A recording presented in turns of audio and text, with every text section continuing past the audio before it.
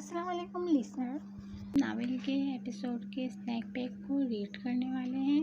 یہ complete episode نہیں ہے، یہ ایپیسوڈ کا ایک چھوٹا سا پارٹ ہے۔ کمپلیٹ ایپیسوڈ کل آئے گی انشاءاللہ۔ آئی ہوپ آپ لوگ اس کو انجوائے کریں گے۔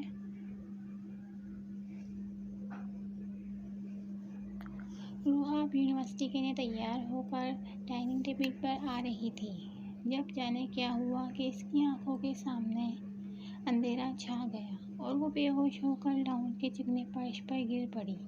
پاس کھڑی چچی جان نے بخلا کر اسے تھامنا چاہا، مگر وہ چکنی مچھلی کی طرح ان کے ہاتھوں سے پھسل گئی۔ مما بھی ان کے پاس آئیں۔ انہوں نے روحاب کا گال تھپک کر آواز دی، مگر اس کے وجود میں کوئی جنبش نہیں ہوئی۔ وہ یوں ہی بے سود پڑی رہی۔ مما تو گھبرا ہی گئیں۔ اس وقت گھر کی خواتین ہی یہاں موجود تھیں۔ زائش روم میں آفس کے لیے تیار ہو رہا تھا۔ مما نے ملازمہ کو جلدی سے زائش کو بلانے بھگایا تھا۔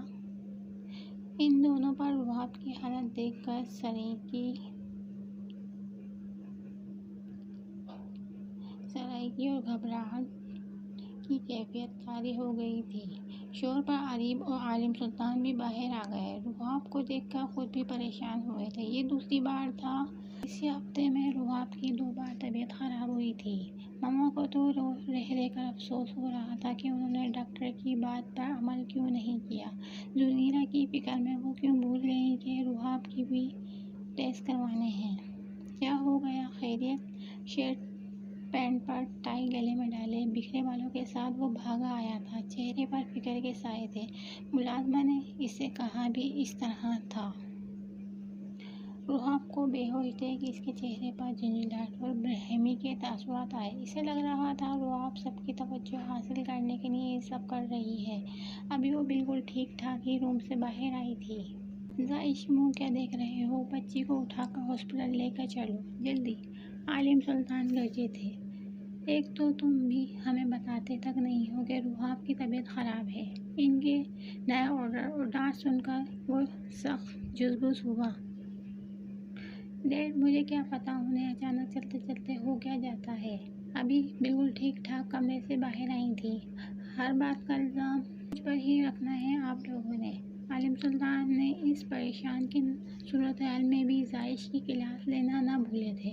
زائش نے ہونٹوں کو بھینچا اور بے خبر پڑی روحاب کو کسی ناگوار بوجھ کی طرح اٹھا کر گھر سے باہر لے کر نکلا تھا۔ روحاب کو بیک سیٹ پر لٹاتے ہی مما، چچی اور عریب بھی ساتھ ہو لیے۔ عالم سلطان کو وہ لوگ گھر ہی چھوڑ گئے۔ ڈاکٹر روحاب کا چیک اپ کر رہی تھی، جبکہ سب باہر ویٹ کر رہے تھے۔ ڈاکٹر، کیا ہوا ہے میری بہو کو؟ وہ بے ہوش کیوں ہو گئی تھی؟ مما بھی پریشان تھی۔ ان کا دل کہہ رہا تھا کوئی اچھی خبر ہی ہے، مگر روحاب کی حالت دیکھ ایک ڈر بھی تھا۔ گھبرانے کی بات نہیں ہے، ایسی حالت میں ایسا ہو جاتا ہے۔ آپ کی بہو ویک بھی بہت ہے۔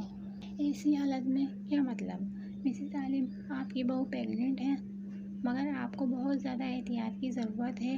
ایک تو ان کی ایج ابھی کم ہے اور دوسرا ان کی ارلی پیگننسی ہے، تو بہت زیادہ احتیاط کی ضرورت ہے۔ باقی میں کچھ دوائیاں اور ڈائٹ چارٹ لکھ دیتی ہوں، آپ وہ فالو کریں، انشاءاللہ سب ٹھیک ہو جائے گا۔ ڈاکٹر مسکراتی چلی گئی۔ مما، چچی کے چہرے پر خوشی کی لہریں دوڑ گئیں۔ عریب خوشی و مسرت سے زائش کے گلے لگا۔ مبارک ہو یار، باپ بننے والے ہو۔ عریب نے اسے زور سے بوسا تھا۔ زائش جو یقین بے یقینی کی کیفیت میں تھا، اس نے ایسا کچھ سوچا ہی نہیں تھا، نہ ہی وہ اب تک روحاب اور اپنے رشتے کو قبول کر پایا تھا، مگر آج باپ بننے کے احساس سے اس کی رگوں میں خون کی روانی تیز ہوئی تھی، دل کی دھڑکنیں بہت تیز تھیں۔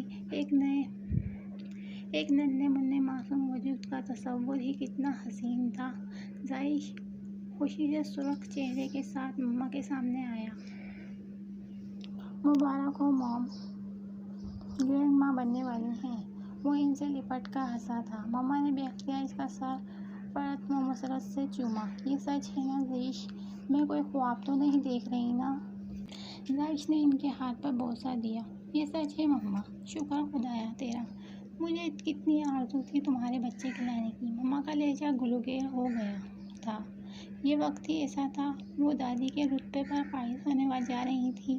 زائش مسکرا رہا تھا، خوشی اس کی آنکھوں سے جھلک رہی تھی۔ چچی جان نے بھی اسے دعا دی تھی۔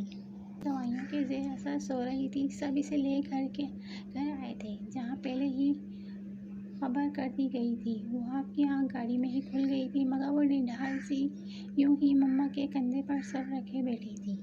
روحاب کو زائش نے گود میں اٹھانا چاہا تو اس نے منع کر دیا، مگر پھر بھی زائش اسے سہارا دے اپنے ساتھ لے چلنے لگا۔ آخر وہ اسے اتنی بڑی خوشی دینے والی تھی اور زائش اب چھوٹا سا بھی رسک نہیں لینا چاہتا تھا۔ گھر میں ان کا شاندار استقبال ہوا تھا۔ ان دونوں پر پھولوں کی بارش کی گئی تھی۔ اندر جانے والے راستے پر پھول ہی پھول بچھائے گئے تھے۔ زنیرہ سو رہی تھی، مگر اب شور شرابے پر اس کی آنکھ کھلی تو جو خبر اسے سننے کو ملی وہ اسے سن کر گمسم رہ گئی۔ اب یہ سب دیکھتے اس کا دل جل رہا تھا۔ ایک بے سکونی سی پورے وجود میں پھیل گئی تھی۔ مختلف سوچوں نے اس کے دل و دماغ میں ڈیرا جمانا شروع کر دیا تھا۔ چچی جان سب کا منہ میٹھا کروا رہی تھی۔ کیسی طبیعت ہے بیٹا؟ پاپا نے روحاب سے بڑے پیار سے پوچھا تھا۔ ٹھیک ہوں میں پاپا، عالم سلطان اسے دیکھ مسکرائے تھے۔ آج ان کی بہو نے انہیں دنیا کی سب سے بڑی خوشی دی تھی۔ ان کا بیٹا بھی کئی مہینوں بعد خوش نظر آ رہا تھا۔ مسکراہٹ اس کے ہونٹوں سے جدا ہی نہیں ہو رہی تھی۔